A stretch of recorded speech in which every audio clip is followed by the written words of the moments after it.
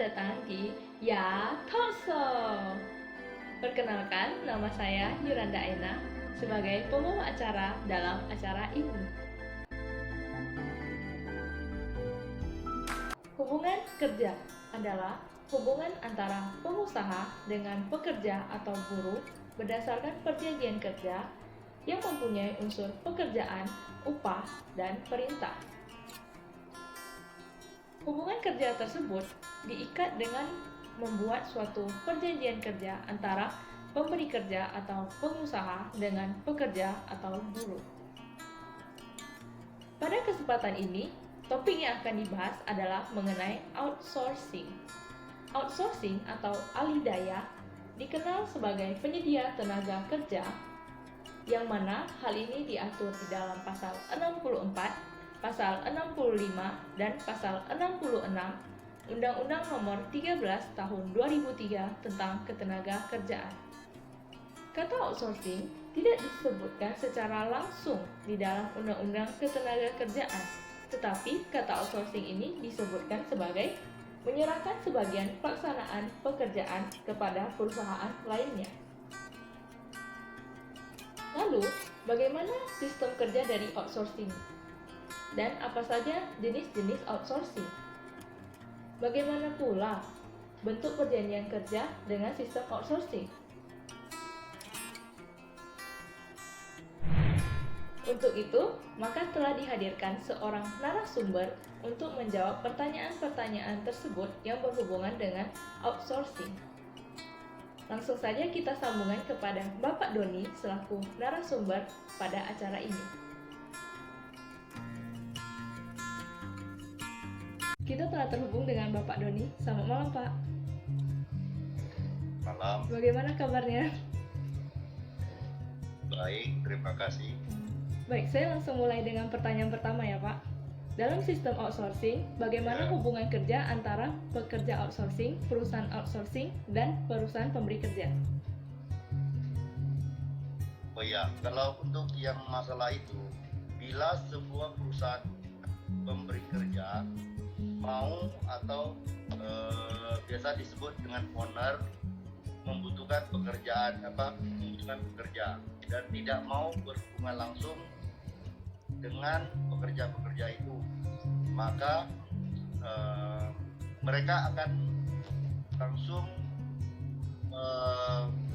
mencari pekerja melalui perusahaan outsourcing dengan ketentuan yang telah disepakati. Maka perusahaan outsourcing akan mulai merekrut atau mencarikan pekerja-pekerja itu yang dibutuhkan. Baik. Untuk pertanyaan kedua, berdasarkan Undang-Undang Ketenagakerjaan, outsourcing terbagi menjadi dua jenis, yaitu penyediaan jasa pekerja dan pemborongan pekerjaan. Lalu untuk perusahaan Bapak sendiri, kegiatan outsourcing apa yang diberikan? Oh ya, dua-duanya ada. Tergantung situasi. Tapi lebih banyak sih outsourcing di jasa tenaga kerja yang lebih banyak. Baik, Pak. Tapi kalau yang jenis borongan kadang-kadang juga ada. Baik. Lalu untuk pertanyaan ketiga, perjanjian kerja apa yang mengikat hubungan kerja antara pekerja outsourcing dan perusahaan outsourcing? Lalu, apa saja yang diatur di dalam perjanjian kerja tersebut? Ya, itu tergantung. Kalau untuk saya sendiri sekarang karena saya bergerak di bidang kontraktor, otomatis kontrak kerja yang saya berikan kepada para pekerja hanya kontrak kerja waktu tertentu, yang artinya tidak permanen, tidak menjadi pekerja tetap, tidak, hanya waktu tertentu. Oh, berarti pekerja kontrak ya, Pak? Ya, karena saya sekarang lagi menjalankan bisnis tidak di perusahaan yang permanen, yang otomatis ada waktu yang ditentukan, perkiraan 2 tahun atau 3 tahun, sehingga kontrak-kontrak kerja yang saya berikan kepada para pekerja hanya kontrak kerja waktu tertentu, ada batas waktunya. Baik, Pak.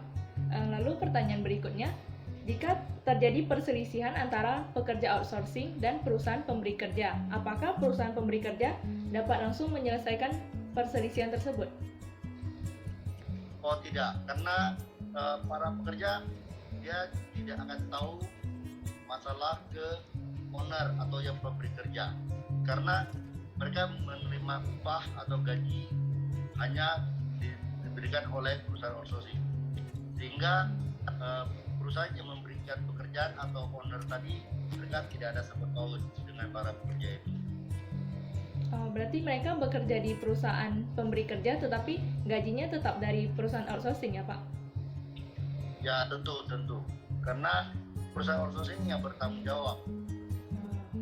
Jadi apabila misalnya kita memberikan satu pekerjaan kepada pemberi kerja, ternyata dikerjakan selama 3 hari atau seminggu, dan owner tersebut atau pemberi kerja tersebut mengatakan, oh Pak, pekerja ini saya tidak mau karena mungkin malas atau apa, otomatis kita yang bertanggung jawab, outsourcing yang harus menggantikan kerja lagi untuk perusahaan itu.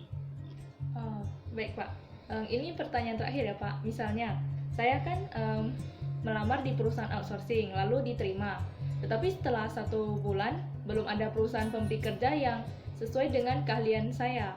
Apakah selama 1 bulan itu saya bekerja di perusahaan outsourcing atau saya baru mulai bekerja setelah mendapatkan perusahaan pemberi kerja yang sesuai dengan keahlian saya? Sebenarnya perusahaan outsourcing adalah perusahaan yang menampung semua pekerja, ya semua pekerja yang ingin cari kerjaan, hanya sebuah wadah untuk penampungan. Sehingga kalau misalnya Anda memberikan lamaran ke perusahaan outsourcing, perusahaan outsourcing hanya membackup yang untuk menyalurkan nanti perusahaan mana yang lagi butuhkan untuk tenaga kerja baru akan disuplaikan seperti itu. Ya otomatis apabila belum ada panggilan, tentu Anda belum dihitung sudah bekerja, karena yang dinyatakan betul-betul bekerja apabila sudah ada action, ada tindakan pekerjaan. Tapi kalau misalnya hanya menyerahkan lamaran ke perusahaan outsourcing, itu tetap belum dihitung bekerja. Baik Pak, terima kasih kepada Bapak Doni selaku narasumber yang telah meluangkan waktunya untuk memberikan penjelasan mengenai outsourcing pada hari ini. Terima kasih Pak. Terima kasih, sama-sama.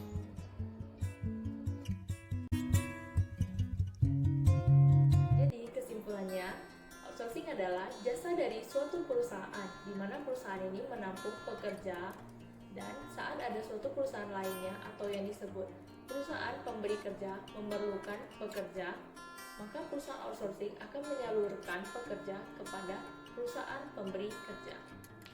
Jadi pekerja outsourcing itu mereka terdaftar di perusahaan outsourcing dan menandatangani kontrak dengan perusahaan outsourcing. Namun mereka bekerja atau tempat mereka bekerja itu di perusahaan pemberi kerja.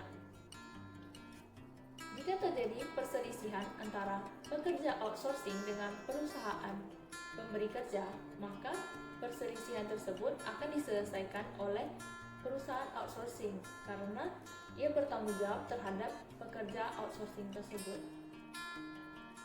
Dan untuk bentuk perjanjian kerja antara pekerja outsourcing dengan perusahaan outsourcing itu adalah perjanjian kerja waktu tertentu, di mana pekerja ini dipekerjakan dengan telah ditetapkan batas waktunya, sehingga setelah batas waktunya berakhir maka perjanjian kerja antara pekerja dan perusahaan outsourcing juga berakhir. Jadi sekian ya Talk Slow pada hari ini yang membahas mengenai outsourcing. Semoga Talk Slow pada hari ini dapat bermanfaat. Terima kasih dan sampai jumpa.